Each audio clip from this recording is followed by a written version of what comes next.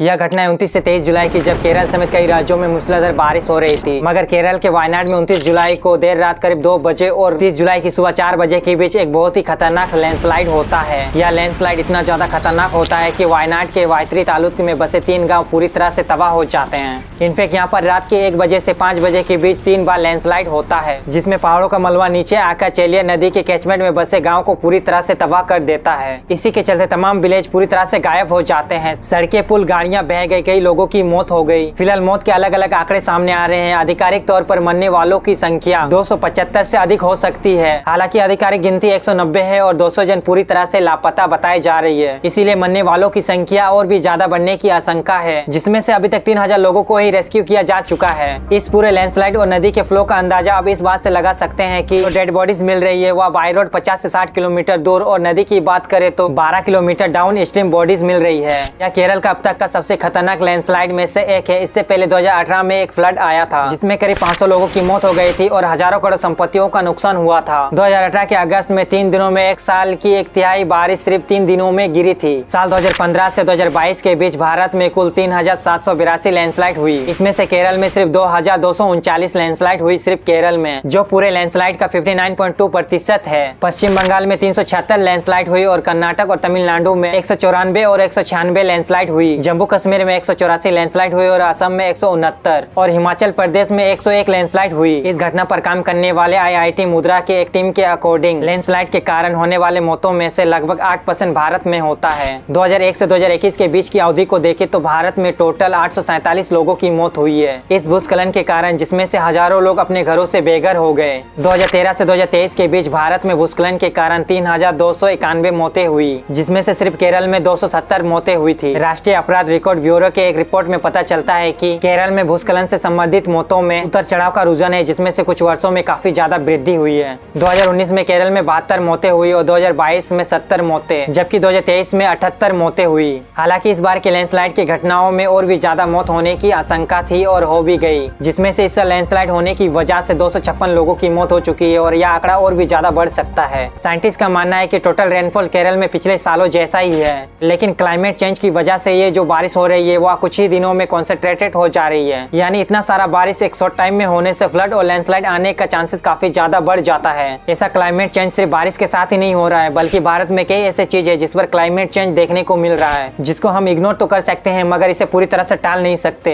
Climate change की वजह से साउथ अरेबियन सी वार हो रहा है, यानी काफी हद तक गर्म हो रहा है, जिसके चलते इस एरिया का जो थर्मोडायनेमिकली है वह अनस्टेबल बताई जा रही है। इसी के चलते हमें केरल में और भी ज्यादा लैंडस्लाइड और फ्लड देखने को मिल रही है। भारत में लैंडस्लाइड वाले हॉट स्पॉट पर 2021 के सर्वे में पता चला है कि केरल में कुछ लैंडस्लाइड का 59% वृक्षारोपण क्षेत्रों से हुआ है। साल 2022 में वायनाड में घटते वन क्षेत्रों के अध्ययन से पता चला है कि 1950 से 2018 के बीच इन जिलों में 62% फॉरेस्ट गायब हो गए हैं, जबकि वृक्षारोपण क्षेत्रों में लगभग 1800% की वृद्धि हुई है। International journal of environment research and public health में प्रकाशित अध्ययन में कहा गया है कि 1950 के दशक का वायनाड का लगभग 85% क्षेत्र वन क्षेत्र के अंतर्गत में था। फॉरेस्ट को नुकसान पहुंचाने से भूभाग की नाजुकता बढ़ गई, विशेष रूप से पश्चिम घाट के भारी वर्षा वाले क्षेत्र में। इनफैक्ट वैज्ञानिकों ने कहा है कि केरल में विनाशकारी वायनाड जलवायु परिवर्तन, अत्यधिक खनन और क्षेत्रों में वन क्षेत्र के नुकसान के संयोजन का परिणाम हो सकता है। अगर हम इस क्लाइमेट चेंज को अभी नहीं पहचानेंगे तो आने वाले समय में और भी ज्यादा जान मान का नुकसान हो सकता है। इस चीज की चेतावनी हमें 2011 में ही मिल चुकी थी। Western child ecology expert panel में महादेव गाडगिल ने बताया था कि इटकी और वायनाड डिस्ट्रिक्ट को कैटेगरी 1 में रखा जाए, अंडर इको सेंसिटिव जोन में, जिसका अर्थ है कि वह अधिक संवेदनशील है, यानी किसी भी हालत में इस फॉरेस्ट को यूज नहीं किया जा सकता है, खेती बाड़ी में भी नहीं। लेकिन इसके 2 साल के बाद ही कस्तूरी रंगत के रिपोर्ट ने इसे टोल डाउन कर दिया। हालांकि ये जो लैंडस्लाइड हुआ जिसका ओरिजिन पॉइंट है वह लैंडस्लाइड फॉरेस्ट के अंदर हुआ था, जहां ह्यूमन सेटलमेंट और लैंड एक्सप्लॉयटेशन नहीं हो रहा था। इनफैक्ट जरा आप सोच के देखो यह बारिश कितनी ज्यादा खतरनाक थी, जो कि फॉरेस्ट के अंदर भी लैंडस्लाइड देखने को मिला। ऐसा ही कुछ हाल ही में कुछ महीनों के पहले ही असम में देखने को मिला था, जहां 2,95,651 लोग इस बाढ़ के चलते असम में लोग बेघर हो गए। इनफैक्ट असम के ही करीमगंज में बारिश की वजह से लैंडस्लाइड होती है और एक घर गिर जाता है। इस घर में 5 लोग सो रहे थे और घर गिरने से 5 की मौत हो गई, जिनमें से एक 3 साल का बच्चा भी था। ये तो कुछ नहीं है, क्लाइमेट चेंज की वजह से हमें बहुत कुछ और भी झेलना पड़ेगा। NDTV के इस आर्टिकल को देखो। इस साल बिहार में 24 घंटे में हीट वेव की वजह से 14 लोगों की मौत हो गई सिर्फ लू से, जिनमें से कुछ मतदान कर्मी भी शामिल थे।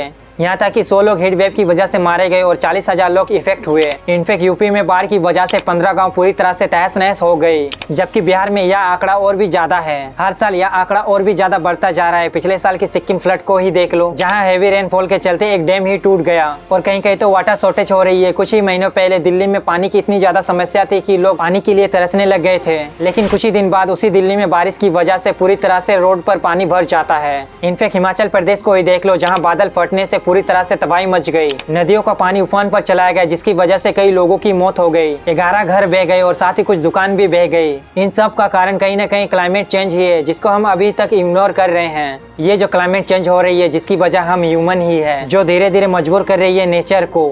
इसमें आपका क्या कहना है, हमें कमेंट में जरूर बताएं।